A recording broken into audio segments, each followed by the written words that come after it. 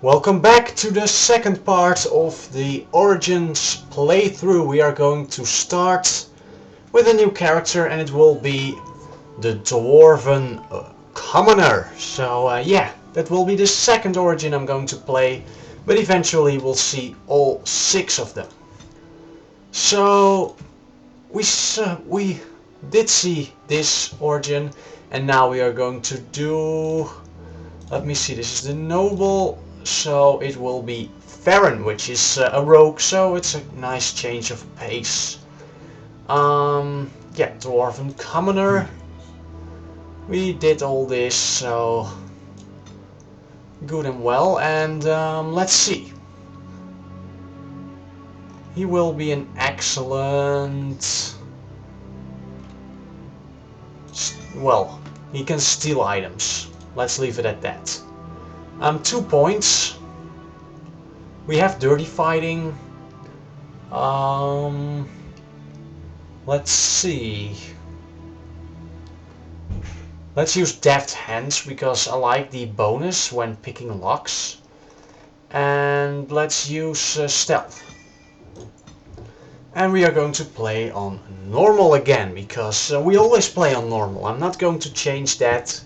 So welcome to the Dwarven Commoner Origin. And if you like my walkthroughs, please leave a comment or subscribe to my channel, because it'll inspire me to make even more walkthroughs, if that makes any sense. Deep beneath the Frostback Mountains sits Orzammar, largest and proudest of the 2 remaining Dwarven cities. Once the seat of an underground empire, Orzammar now stands alone, cut off from the world by the Darkspawn, still clinging to the memory of its former glory. Below the vast statues and gilded halls where the noble families play at politics, the lower castes live in their shadows, scurrying to serve like their ancestors before them. Below that is you. You are casteless, the dirty secret staining Orzammar's perfect society, forced, along with your sister, to sell your services to the crime lord Barat. To the rest of Orzammar, you are proof that the casteless deserve their fate. But you know you do what you have to, the same as everyone, just to survive. Very well. I can't keep gambling on you forever, Precious. You've got a sweet look, something to light a man on fire. But you gotta make it count. Please, Barat, can we not do this in front of my brother? Why not? He knows the slope of the land, don't you, boy? Let's see.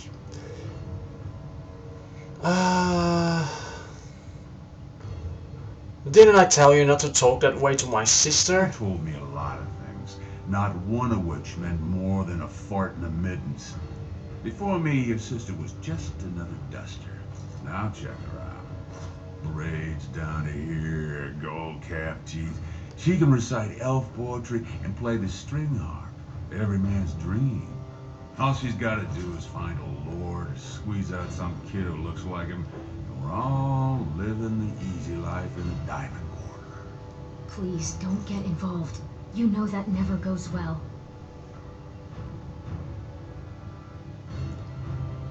How much more does he think you can do? She can do whatever I tell her, even if that means walking into the king's own palace naked. You keep your head down and say aye to any job I decide is low enough for scum like you. In return, I put out coins so you can doll yourself up and get a belly full of some nobleman's brat. Then you both go free. And I get to join the family and be called my lord for the rest of the little prince's life. Barat has a plan, obviously. Let's say we have kept our part of the deal. Well, unless I start seeing results, we're going to renegotiate. I'm giving you another week, Precious. If you haven't found a patron, you're back to sweeping streets. But I have.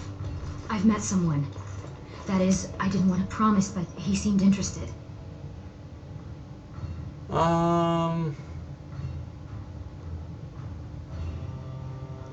See, she found someone. I told you we'd deliver. It's nothing definite, but He said he wanted to see me again. Excuse me if I don't start knitting booties. Until I do, you're the one who's going to keep paying her debts with your service to the Carta. What do you need me to do? Your buddy Lesky's waiting outside. He knows what I'll need from you today. Don't even think about bungling this job. Your whole family's on loose sand with me right now. And I know you don't have anywhere else to turn. I'm sorry you had to see that. You don't have to hide anything from me, Rika. I know. You've always been a good brother. Always tried to protect me. I should have told you. Barat's been warning me ever since 2 of his other girls found patrons at Lord Harrimont's reception. They've been getting gifts already. Lord Rooston gave Elsie a surface silk gown and she's not even pregnant. Barat's getting impatient.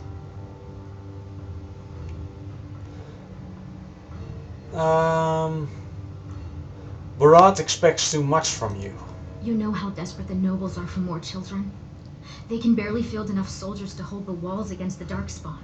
If I could give one of them a son, the whole house would celebrate. And we'd all be raised up to noble caste to join the family. It's what Barat's betting on. That's why he paid for my clothes, my voice lessons. He wants to share the reward.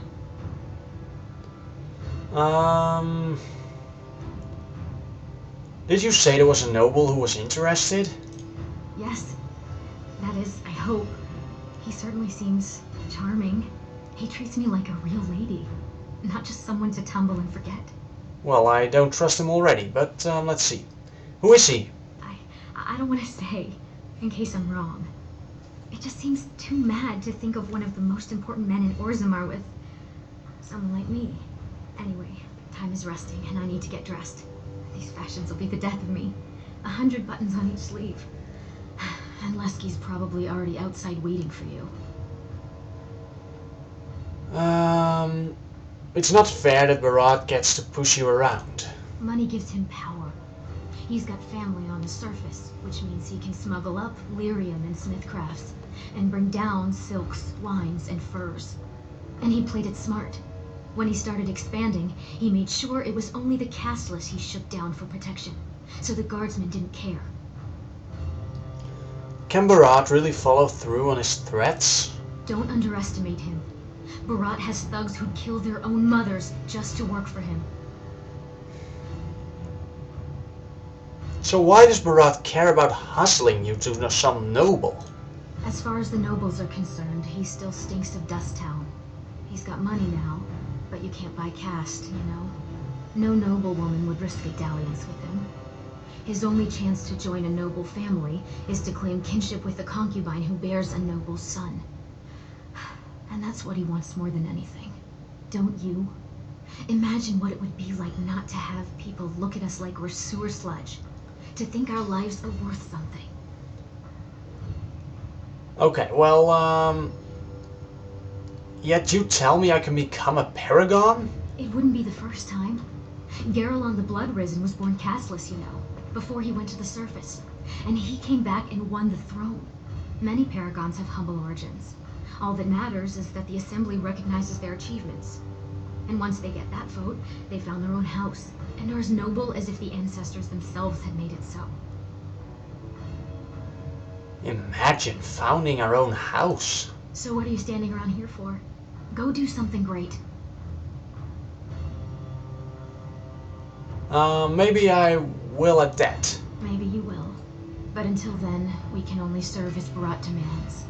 And he won't like it if either of us is late. You're right, goodbye. Stay out of trouble. I'll see you tonight. Okay, and we can move, finally. Yeah, so I know all of this because I already played an Origin. And, yes. We can open chests now, so that is something helpful. Let's see if we have any nice items. Well, the Lucky Stone again. And, well, nothing aside from that. Kala, who are you? Who's that? Why are you bothering me? Mother? Rika? No, Mother, it's Faren, your son? Don't you talk to me like I'm an idiot. You think I don't know my own kid? What are you doing here anyway? Rika said you were finally making something useful of yourself. You have to stop this, Mother. You're killing yourself. You tell me. Just what do I got that's worth living for?